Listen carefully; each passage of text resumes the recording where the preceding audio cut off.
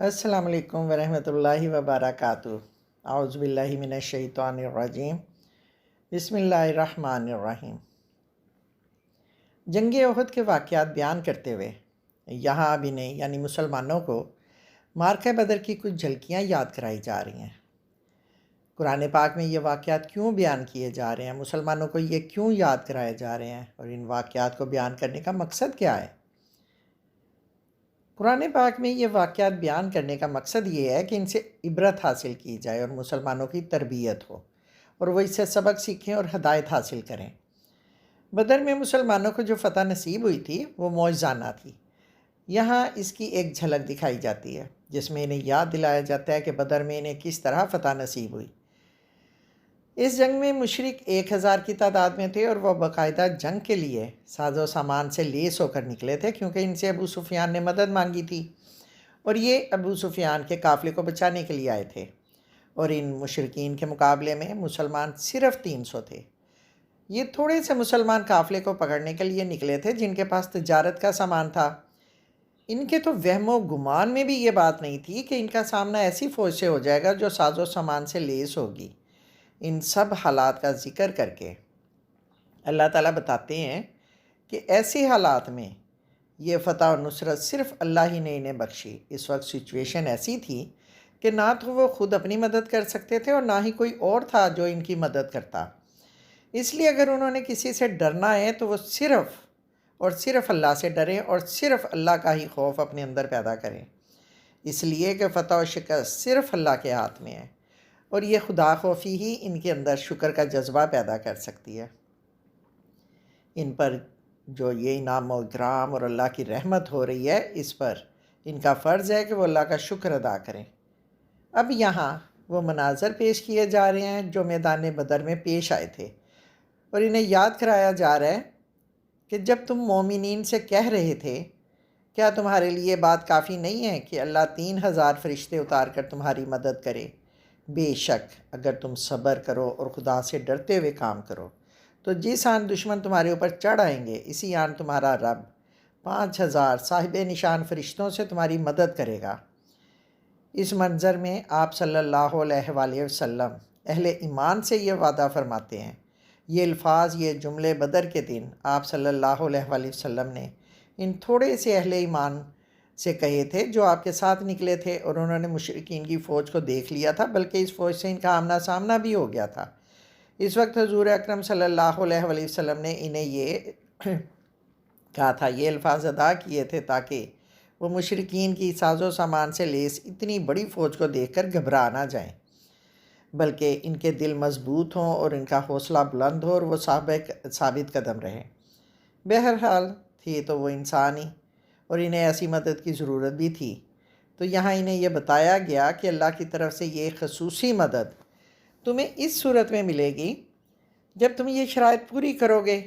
ایک یہ کہ تم صبر سے کام لو اور پرہیزگاری کا رویہ اختیار کرو۔ یہاں اللہ تعالیٰ انہیں یہ باتیں سکھاتے ہیں کہ تمام امور، تمام معاملات اللہ کے ہاتھ میں ہیں۔ ان تمام واقعات میں اصل فیکٹر اللہ کی ذات ہے۔ فرشتوں کا اتارا جانا اہل ایمان کے لیے خوشخبری ہے تاکہ ان کے دل خوش ہو جائیں اور انہیں اطمینان اور سکون نصیب ہو۔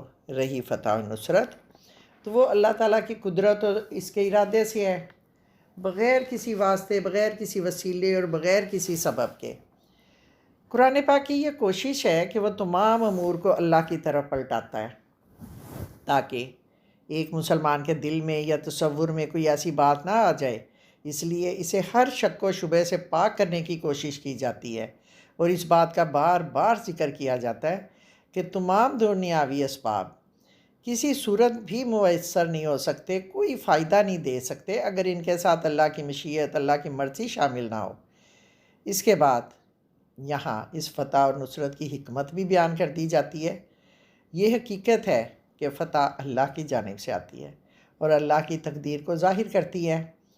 کسی رسول اور اس کے ساتھیوں کو فتح کی صورت میں کوئی ذاتی فائدہ نہیں ملتا، اور نہ ہی اس میں ان کی کوئی ذاتی غرض ہوتی ہے۔ یہاں بتایا جاتا ہے کہ کفر کرنے والے کافر اگر قتل ہوں گے تو ان کی افراطی قوت کم ہوگی، ان کی زمین ان کے ہاتھوں سے نکلے گی تو ان کا رقبہ کم ہوگا، مال غنیمت کی وجہ سے ان کی دولت میں کمی آئے گی۔ اس شکست کے نتیجے میں وہ اپنے مقاصد میں ناکام ہوں گے اور پھر وہ مسلمانوں سے دب کر رہیں گے۔ پھر بعض اوقات ایسا بھی ہوتا ہے کہ اہل اسلام کی فتح کے نتیجے میں کفار کو عبرت حاصل ہو جاتی ہے اور وہ سبق حاصل کر لیتے ہیں، اور پھر بعض اوقات وہ اسلام قبول کر لیتے ہیں۔ نتیجے میں اللہ انہیں معاف کر دیتا ہے اور وہ ہدایت پا کر اسلام پر جم جاتے ہیں، لیکن اگر وہ کفر پر ہی رہتے ہیں تو قید ہونے کی صورت میں سزا پائیں گے اور پھر آخرت میں بھی جہنم میں ڈالے جائیں گے۔ غرض لوگ فرما بردار ہوں یا نافرمان ہوں، ان سب معاملات کا مالک اللہ تعالیٰ ہے۔ لوگوں کی قسمت کے فیصلے خواہ وہ اچھے ہوں یا برے، اللہ نے اپنے ہاتھ میں رکھے ہیں۔ اس میدان میں خود حضور اکرم صلی اللہ علیہ وآلہ وسلم اور اہل ایمان کا کام صرف یہ ہے کہ وہ اچھے طریقے سے اپنے فرائض پورے کریں اور نتائج اللہ پر چھوڑ دیں۔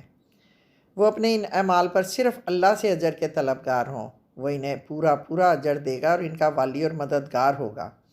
وہ آسمانوں اور زمینوں کا مالک ہے، وہ اپنے بندوں پر نہ تو ظلم کرتے ہیں، نہ ہی کسی کی حمایت کرتے ہیں، نہ ہی بخشش اور مغفرت میں اور نہ ہی سزا دہی میں۔ اللہ تعالیٰ بندوں کے درمیان فیصلے حکمت اور انصاف کے ساتھ کرتے ہیں، لیکن اس کے ساتھ ساتھ اللہ تعالیٰ معاف کرنے والے ہیں اور رحیم ہیں۔ بندوں کے لیے اس کے دروازے کھلے ہیں، وہ ہر وقت اس کی رحمت اور مغفرت سے فیض یاب ہو سکتے ہیں۔ اب یہاں یہ آیت کہ فیصلے کے اختیارات میں تمہارا کوئی دخل نہیں ہے، اس لیے بھی یہاں لائی گئی ہے کہ آنے والی آیات میں بعض لوگوں کی یہ بات بتائی جانے والی ہے، نقل ہونے والی ہے کہ وہ کہتے تھے کہ اس کام کو چلانے میں ہمارا بھی تو کوئی حصہ ہے، اور یہ آیت دراصل انہی کا پیشگی جواب ہے۔ اب پھر ایمان والوں کو مخاطب کیا جا رہا ہے۔ یہ ہم پہلے بھی تفصیل سے پڑھ چکے ہیں۔ کہا جاتا ہے کہ جو شخص اللہ سے ڈرتا اور اس کے دل میں خدا کا خوف ہو وہ ہرگز سود نہیں کھا سکتا۔ جس شخص کے دل میں جہنم کے عذاب کا خوف ہو وہ بھی ہرگز سود نہیں کھا سکتا۔ جو شخص بھی ایمان رکھتا ہو اور اپنے آپ کو کافروں کی لائن سے نکالنا پسند کرتا ہو وہ کبھی سود خور نہیں ہو سکتا۔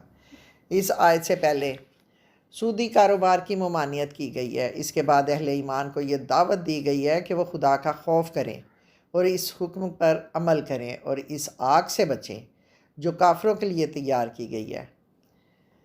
پھر انہیں یہ امید دلائی گئی ہے کہ اگر وہ سودی کاروبار چھوڑ دیں گے تو وہ امید کر سکتے ہیں کہ وہ کامیاب ہوں گے، اس لیے کہ کامیابی صرف خدا کے تقویٰ کے نتیجے میں مل سکتی ہے۔ پھر انہیں دعوت دی جا رہی ہے کہ وہ اللہ کی مغفرت کی طرف دوڑ کر چلیں، وہ بھاگے بھاگے ان جنتوں میں داخل ہوں جو آسمانوں اور زمینوں کی وسعتوں سے بھی زیادہ بڑی ہیں۔ کہا جاتا ہے دوڑو دوڑو، وہ ہے جنت، وہاں ہے مغفرت جو ان لوگوں کے لیے تیار کی گئی ہے جو خدا سے ڈرتے ہیں۔ اس کے بعد متقین کی صفات بیان کی جاتی ہیں۔ پہلی صفت یہ بیان کی جاتی ہے کہ وہ لوگ جو بدحالی اور خوشحالی دونوں میں خرچ کرتے ہیں، یعنی وہ انفاق پر ہر وقت عمل پیرا ہوتے ہیں، نہ خوشحالی میں آپے سے باہر ہو جاتے ہیں اور نہ ہی خوشحالی میں وہ مغرور ہو کر غافل ہوتے ہیں، اور نہ ہی بدحالی میں اپنے اس مقصد سے پیچھے ہٹتے ہیں۔ انہیں ہر وقت اپنی ذمہ داریوں کا احساس رہتا ہے۔ اس مارکے پر تبصرے کے دوران بار بار انفاق فی سبیل اللہ کی تاکید کی جاتی ہے، اور ساتھ ساتھ ان سرمایہ داروں دولت مندوں پر بھی بار بار تنقید کی جاتی ہے جو انفاق فی سبیل اللہ سے کنی کتراتے ہیں۔ اب یہاں دوسری صفت یہ بیان کی جاتی ہے، متقین کی صفت بیان ہو رہی ہے کہ جو غصے کو پی جاتے ہیں اور جو دوسروں کے قصور معاف کر دیتے ہیں۔ غصہ پی جانا پہلا مرحلہ ہے اور یہ کافی نہیں ہے، کیونکہ بعض اوقات انسان غصہ تو پی جاتا ہے لیکن اس کے بعد اس کے دل میں کینہ پیدا ہو جاتا ہے جو اس کے دل میں انتقام اور حسد پیدا کرتا ہے اور اس سے دشمنی پیدا ہو جاتی ہے۔ یہی وجہ ہے کہ اللہ تعالیٰ بعد میں فرماتے ہیں کہ غصے کے نتیجے میں حسد اور بغض پیدا نہیں ہونا چاہیے، بلکہ اس کے بعد عفو و درگزر سے کام لینا چاہیے اور غلطیوں کو معاف کر دینا چاہیے۔ غصے کو اگر دل میں چھپا لیا جائے تو اس سے دلوں پر پردے پڑ جاتے ہیں، بلکہ دلوں کے اندر کینہ کی آگ سلگنے لگتی ہے۔ لیکن جب انسان دل سے معاف کر دیتا ہے اور درگزر سے کام لیتا ہے تو یہ پردہ دلوں سے ہٹ جاتا ہے اور دل کو امن اور سکون نصیب ہوتا ہے۔ یہ نیک لوگ ہیں اور ایسے لوگ اللہ کو بہت پسند ہے، ایسے لوگوں سے اللہ محبت کرتا ہے، ان کو محبوب رکھتا ہے۔ اب اہل ایمان کی ایک اور صفت بیان کی جاتی ہے کہ اگر ان سے کوئی فحش کام سرزد ہو جائے یا کوئی گناہ کر کے وہ اپنے آپ پر ظلم کر بیٹھیں تو فوراً انہیں اللہ یاد آ جاتا ہے اور وہ فوراً اللہ سے اپنے قصور، اپنے گناہ کی معافی مانگتے ہیں۔